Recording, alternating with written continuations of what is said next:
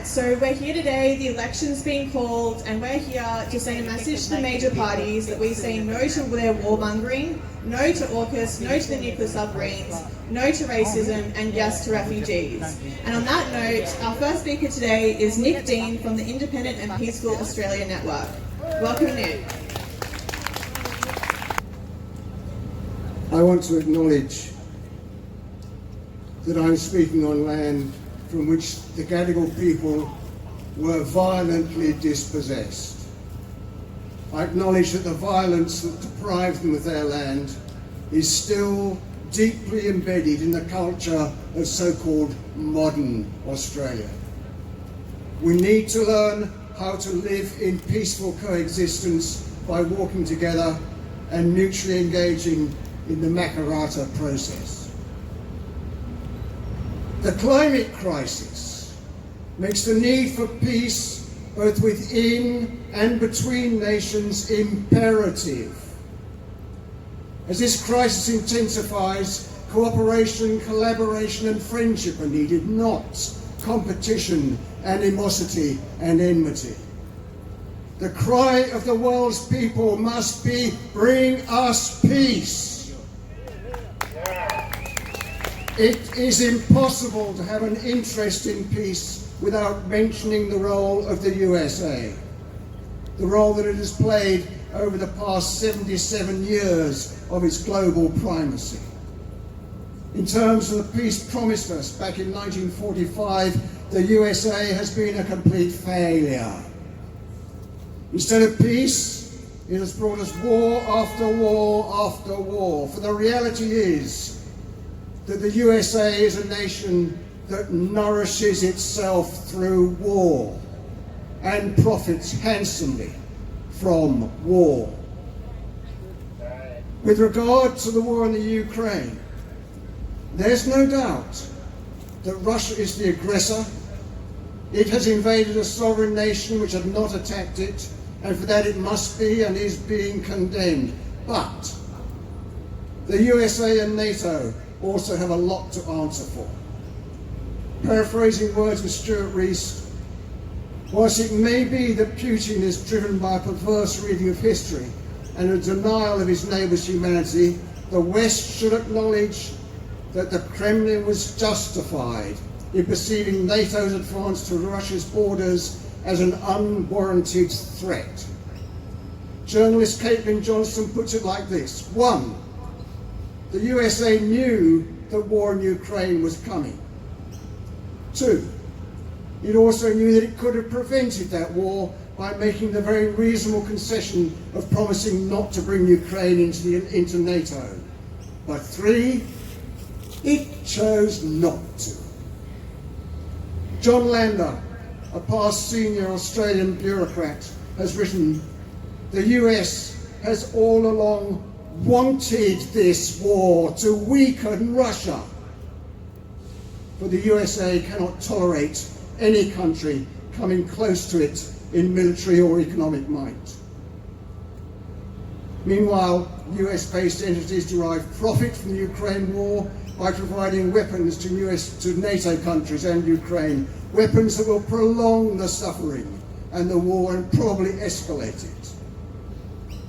America is a nation, as I said already, that nourishes itself through war.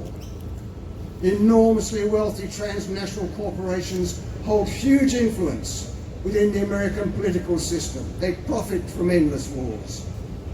As the Ukraine war approached, their share prices rose dramatically. And we in Australia are caught up in this. We're buying the Lockheed Martin F-35 Joint Strike Fighter. We're buying tanks. Tanks! What need do we have for tanks on this continent? And most expensively of all, under the awful AUKUS agreement, we've been persuaded to buy nuclear-powered submarines. It is not in our best interest to be buying those submarines and risking nuclear proliferation. Nor is it a matter of just purchasing hardware. Australia is so enthralled with the USA's military prowess that we have allowed a more or less permanent US forward position in Darwin by entertaining an expanding contingent of US Marines, part of a US policy of surrounding China with military assets. And under AUKUS, there will be more visits to this country from nuclear-capable US warships and military aircraft. I've said it before and I'll say it again here now. Australia, like a bull with a ring in its nose, is being led meekly down a path that has war with China at its end. We are not sheltering under the wing of the American eagle. That eagle has got us in its talons. We've heard Peter Dutton say that Australia will join the USA if there is war between that nation and China. We are busily arming up, making expensive purchases and expanding the size of the ADF, all with war with China in mind. As a nation, we've become convinced that China is a dangerous potential enemy. Nothing could be further from Australia's true interests. We do not need China as an enemy. 20 years ago, many of us saw the approach of the war in Iraq. We had numbers and support, but we mobilized a bit too late to prevent it. This time, we should recognize the pattern earlier. This time, we can see the approach of war whilst it is still, thankfully, over the horizon. It's the climate crisis that is the real threat to our security. We should be making preparations for coping with floods, fires and famines of the future. Instead, we're preparing for war, something that could, should and must be avoided through diplomacy and simple goodwill. For if we allow war to take place, through our own actions, we will compound the impact of the climate crisis by orders of magnitude.